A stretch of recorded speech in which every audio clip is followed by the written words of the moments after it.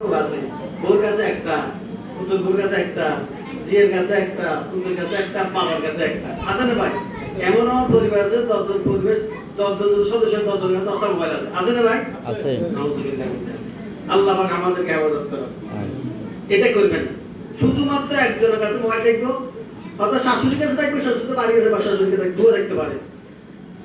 ঘরের মধ্যে যে মোবাইলটা থাকবো, এটা রিসিভ করে শাশুড়িকে, শাশুড়ি কি রিসিভ করবো, শাশুড়ি রিসিভ করে কারো সাথে কথা বলা যাবে।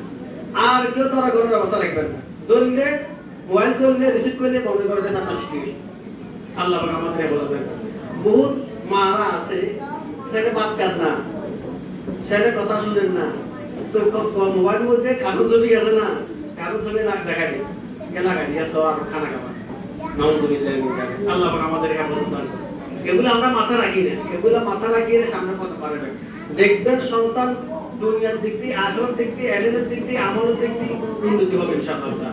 আর যদি এগুলো যদি না জানেন, দুনিয়া শেষ, আখেরাতে ছেলে হারাই যাবে, ছেলে আপনার হাত খারাপ হয়ে যাবে, ছেলে আর পাবেন। আল্লাহ পাক আমাদের এগুলো বুঝিয়ে আমাদের তৌফিক দান করে। আপনি ছেলে মা পড়ে সকালবেলা কোরআন তেলাওয়াত করে কিনা, ফজর নামাজ পড়ে কিনা, এশা নামাজ পড়ে কিনা, ফাজর নামাজ পড়ে কিনা, মেসওয়াক করে কিনা, দিলার করে কিনা, সালাম দেন কিনা, আপনারা কোন সালাম দিছে কিনা, আপনি ছেলেতে আপনি মতে সালাম দেন, আপনি ছেলেকে সালাম দিবেন আসসালামু আলাইকুম। আমার ছেলে মা পড়ছো, আমি সালাম দিই, বুঝলি? আমাকে আমি দিতে আমার সালাম দেন, সুবহানাল্লাহ। আপনি বাপ, আপনি মা, আপনি সালাম দেন, আপনি কে, আপনার ছেলেকে, আপনার নাতিকে আপনি সালাম দিবেন। তো আল্লাহ তাআলা ঘরের মধ্যে একটা দিনই পরিবেশ দিবেন ইনশাআল্লাহ। আল্লাহ পাক আমাদের ছেলে সন্তানগুলোকে, সমস্ত মুসলমান বাচ্চাগুলোকে আল্লাহ পাক দিনের পরিবেশে লাগিয়ে রে দিনের শিক্ষা নেওয়ার আমল করার তৌফিক দান করবে। আমিন।